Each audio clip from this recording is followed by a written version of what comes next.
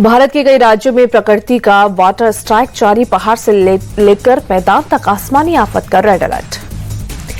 Delhi NCR में अगले 24 घंटे तक भारी बारिश की आशंका। नोएडा और गाजियाबाद में प्रशासन ने 12वीं तक के सभी स्कूलों को आज बंद रखने का आदेश जारी किया।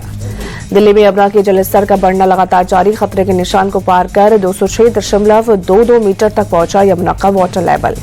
दिल्ली में यमुना से सटे निचले इलाकों में पानी का भरना जारी। यमुना बाजार, वासुदेव घाट, गीता कॉलोनी और आईएसबीटी कश्मीरी गेट जैसे इलाकों में बाढ़ जैसे हालात। दिल्ली के सिविल लाइन्स इलाके के यमुना मार्ग पर भरा पानी, सड़कों पर पानी भरने से कई गाड़ियां फंसी। दिल्ली में नजफगढ़ के गीतांजलि एनक्लेव में भरा पानी, कमर तक पानी आने से बढ़ी लोगों की मुश्किलें। दिल्ली के हस्तसाल में लगातार बारिश से जलजमाव, सड़कों से लेकर घरों तक भरा पानी, गाड़ी चलाने वालों की बढ़ी परेशानी। यमुना का जलस्तर बढ़ने से दिल्ली के गीता कॉलोनी में पानी घुसा। प्रभावित इलाके में लोगों से मिली मुख्यमंत्री और कहा हालात अभी कंट्रोल में। दिल्ली के यमुना बाजार में बाढ़ जैसे हालात, कई घरों में घुसा यमुना का पानी। हथनीकुंड बैराज का पानी दिल्ली में पहुंचने के बाद बंद किया गया यमुना पर बना पुराना लोहा पुल, अगले आदेश तक रोकी गई यातायात की आवाजाही। दिल्ली के मयूर विहार सहित कई इलाकों में बनाया गया राहत कैंप, बाढ़ प्रभावित लोगों के लिए की गई रहने और खाने की व्यवस्था। दिल्ली में बाढ़ के खतरे के बीच राहत और बचाव का काम शुरू। बुराड़ी के प्रभावित इलाके से किसानों को निकाला गया। दिल्ली एनसीआर में मंगलवार को दिन भर हुई बारिश बनी परेशानी का सबब, कई इलाकों में जल जमाव की समस्या देखी गई, सड़कें झील में तब्दील। दिल्ली ग्रेटर नोएडा एक्सप्रेसवे पर थम गई गाड़ियों की रफ्तार, लोगों की बड़ी परेशानी, घर पहुंचने में हुई देरी। गुरुग्राम में बारिश ने खोली प्रशासन की पोल, सड़कों पर चल रही नाव, अंडरपास में भरा पानी, कई इलाकों में डूबी गाड़ियां। हिमाचल में आज भारी बारिश का रेड अलर्ट, प्रदेश में 6 नेशनल हाईवे सहित 1311 सड़कें बंद, रेल सेवा सस्पेंड। हिमाचल में मंडी के सुंदरनगर में भारी बारिश के बीच लैंडस्लाइड, 3 लोगों की मौत, 2 लापता, कई घरों को पहुंचा नुकसान। लैंडस्लाइड वाले इलाके में पहुंची सेना, एनडीआरएफ और एसडीआरएफ की टीम, मलबे में जिंदगियों को खोजने की जद्दोजहद जारी। हिमाचल के कुल्लू में लैंडस्लाइड से निर्माणाधीन इमारत गिरी, जेसीबी की मदद से हटाया जा रहा है मलबा। जम्मू कश्मीर के डोडा में बटोटे किश्तवाड़ नेशनल हाईवे पर लैंडस्लाइड, सड़क पर मलबा गिरने से रोकी गई ट्रैफिक। जम्मू में भारी बारिश से तवी नदी का बढ़ा जलस्तर, प्रशासन ने अनाउंस कर निचले इलाकों में लोगों को किया अलर्ट। उत्तराखंड में बारिश, बाढ़ पर सरकार की नजर, हरिद्वार के लक्सर पहुंचे सीएम धामी, बाढ़ और भूमि कटाव प्रभावित इलाकों का दौरा किया। सीएम धामी ने जिला प्रशासन और आपदा प्रबंधन को राहत कामों में तेजी लाने को कहा, प्रभावित लोगों के सुरक्षा और खाने रहने पर फोकस हो। पंजाब में नदियां उफान पर, 12 जिलों में 2.5 लाख से ज्यादा बारिश और बाढ़ से प्रभावित, अब तक 30 लोगों की हुई मौत। पंजाब में अब तक करीब 16,000 लोगों को बाढ़ प्रभावित इलाकों से किया गया रेस्क्यू। 129 रिलीफ कैंप में 7,144 से ज्यादा लोगों को मिला आसरा। लुधियाना, गुरदासपुर समेत कई जिलों में भरा पानी, अमृतसर में बोट के जरिए पहुंचाई जा रही है राहत सामग्री। पंजाब के सीएम भगवंत मान ने फिरोजपुर में बाढ़ प्रभावित इलाकों का दौरा किया, बाढ़ पीड़ितों से बातचीत करते वक्त भावुक हुए सीएम।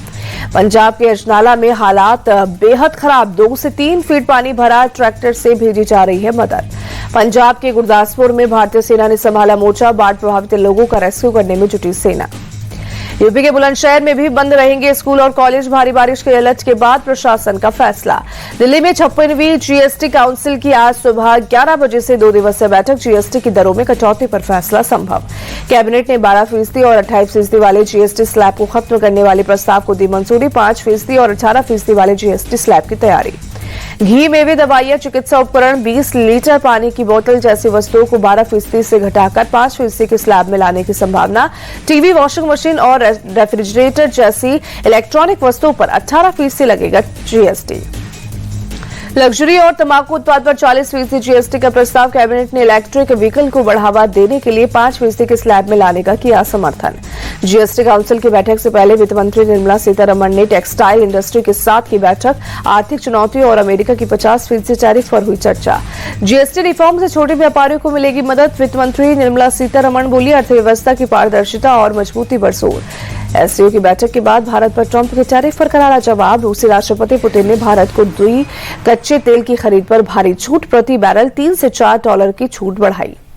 बिहार विधानसभा चुनाव पर गृह मंत्री अमित शाह ने आज दिल्ली में बुलाई बिहार बीजेपी नेताओं की बैठक। बिहार के नेता, दोनों डिप्टी सीएम सहित बिहार बीजेपी प्रभारी और केंद्रीय मंत्री होंगे शामिल।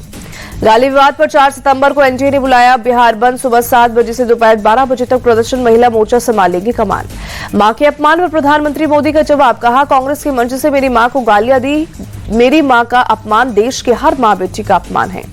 पीएम मोदी का राहुल पर निशाना। कहा, बेटे की पीड़ा युवराज नहीं समझ सकते। कामदारों को गाली देना नामदारों की आदत है।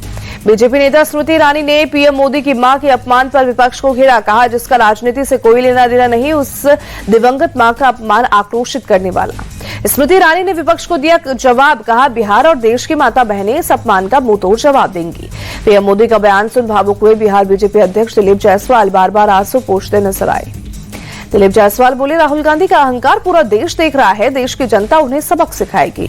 बिहार के डिप्टी सीएम सम्राट चौधरी बोले, कांग्रेस और महागठबंधन ने लोकतंत्र को शर्मसार किया। पूरा बिहार प्रधानमंत्री के साथ खड़ा है। केंद्रीय मंत्री गिरिराज सिंह ने भी साधा निशाना। कहा, प्रधानमंत्री देश के लिए जीते हैं और राहुल विदेश के लिए। भारत विरोधी लोगों के साथ काम करना उनकी फितरत।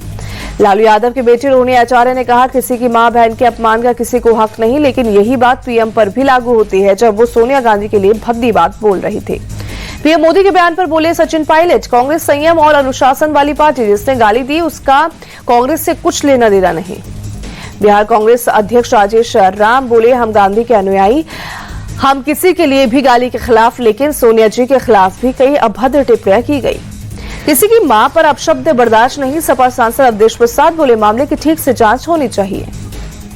बिहार के किशनगंज में 3000 लोगों को चुनाव आयोग का नोटिस नागरिकता साबित करने के लिए। कहा, बांग्लादेशी और नेपाली होने का शक। नोटिस के बाद जरूरी रसम ना जुटा पाने से लोगों में खौफ। किशनगंज के डीएम बोले, पहले लोगों की बात सुनी जाएगी, उसके बाद ही कार्रवाई होगी। पवन खेड़ा के 2 वोटर आईडी मिलने पर बीजेपी का अटैक। प्रदीप भंडारी बोले, वोट चोर खुद राहुल गांधी के घर में है।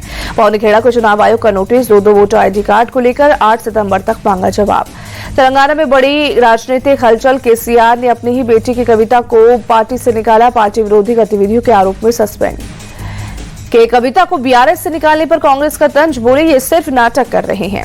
यूपी के सीएम योगी आदित्यनाथ आज कानपुर आईआईटी में आयोजित कार्यक्रम में होंगे शामिल। उद्योगों में आर्टिफिशियल इंटेलिजेंस और सस्टेनेबल टेक्निक की जरूरत पर होगी चर्चा। सीएम योगी आज शाम अयोध्या में हनुमानगढ़ी और रामलला का करेंगे दर्शन। राजा अयोध्या के निधन पर आयोजित श्रद्धांजलि सभा में भी रहेंगे शिरकत। 29 अगस्त से अनशन पर बैठे मनोज जरांगे ने खत्म किया अनशन। मराठा समाज को मिलेगा कुणबी जाति का प्रमाण पत्र। सरकारी आदेश जारी होने के बाद मराठा आंदोलनकारियों में खुशी की लहर। छत्रपति शिवाजी टर्मिनस स्टेशन के पास मनाया जश्न। मनोज जरांगे के फैसले पर सीएम फडणवीस ने जताई खुशी। कहा, हमारा मकसद सभी को समान न्याय दिलाने का था। सीएम देवेंद्र फडणवीस ने दिया भरोसा। कहा, हमारी सरकार ने कभी भेदभाव नहीं किया।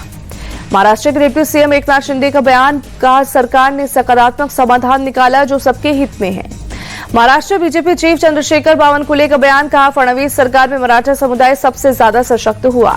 बिहार के जीविका दीदियों को पीएम मोदी की सौगात। वीडियो कॉन्फ्रेंसिंग से किया जीविका बैंक का शुभारंभ। खाते में 105 करोड़ रुपए भेजे।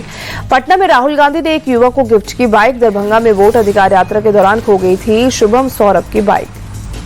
केंद्रीय मंत्री ज्योतिरादित्य सिंधिया के बेटे महाआर्यमन एमपी क्रिकेट एसोसिएशन के अध्यक्ष बने। कांग्रेस ने परिवारवाद का लगाया आरोप। दिल्ली दंगे के आरोपियों को हाईकोर्ट से झटका। शर्जील इमाम, उमर खालिद समेत 9 आरोपियों की जमानत खारिज की गई। Delhi AAP chief Saurabh Bhardwaj Delhi police commissioner से मिले। आप विधायक अनिल झा पर हुए हमले की जांच की मांग की। यूपी के आगरा में अवैध धर्मांतरण गैंग का भांडाफोड़। पुलिस ने 3 महिला सहित 8 लोगों को गिरफ्तार किया। उज्जैन में स्टेट बैंक से 5 करोड़ की चोरी का केस पुलिस ने 12 घंटे में सुलझाया। 5 आरोपी गिरफ्तार। सारा गोल्ड और कैश किया बरामद। उज्जैन पुलिस ने चोरी मामले में किया बड़ा खुलासा। मास्टरमाइंड जय भावसागर ने इस्लाम अपनाकर 4 मुस्लिम साथियों के साथ वारदात को अंजाम दिया था। चोरी डकैती के लिए नए जिहाद की जताई आशंका। उज्जैन में महिला को 40 घंटे तक डिजिटल अरेस्ट कर 5 लाख से ज्यादा की ठगी करने वाले 3 लोग गिरफ्तार। जम्मू कश्मीर के कठुआ में पाकिस्तान से ड्रोन से गिराए गए नशीले पदार्थ को पुलिस ने किया जब्त। पाकिस्तान से ड्रोन के जरिए हो रही थी तस्करी। पुलिस ने 4 लोगों को गिरफ्तार किया। जम्मू कश्मीर के पुंछ में सुरक्षा बलों ने चलाया तलाशी अभियान। संदिग्ध गतिविधियों की खबर मिलने पर एक्शन। छत्तीसगढ़ के रायपुर में बेबीलोन टावर में लगी आग। फायर ब्रिगेड की टीम ने आग पर काबू पाया। टावर के 7वीं मंजिल तक पहुंच गई थी आग। बेबीलोन टावर में आग से घिरे कई लोग, रेस्क्यू टीम ने कड़ी मशक्कत के बाद सभी लोगों को सुरक्षित बाहर निकाला। सीढ़ी के जरिए लोगों का रेस्क्यू किया गया। इंदौर के माय हॉस्पिटल में चूहों ने नवजात बच्चों का हाथ और कंधा कुतरा। अस्पताल प्रबंधन ने मामले में जांच की बात कही। नागपुर में कर्ज में डूबे कॉन्ट्रैक्टर ने की खुदकुशी, करोड़ों का सरकारी पेमेंट अटका था। मामले की जांच में जुटी पुलिस। कन्नड़ एक्ट्रेस रान्या राव पर 102 करोड़ का जुर्माना। सोना तस्करी मामले में डायरेक्टोरल ऑफ रेवेन्यू इंटेलिजेंस का एक्शन। हॉकी एशिया कप के सुपर 4 में मुकाबले में चीन के सामने मलेशिया की चुनौती होगी। शाम 5 बजे शुरू होगा मैच। पूल बी में अपने सभी तीनों मैच जीतकर मलेशिया अंक तालिका में नंबर 1 पर रही। क्रिकेट एशिया कप में बिना किसी स्पॉन्सर के उतर सकती है भारतीय क्रिकेट टीम। जर्सी में नहीं होगा ड्रीम 11 का नाम।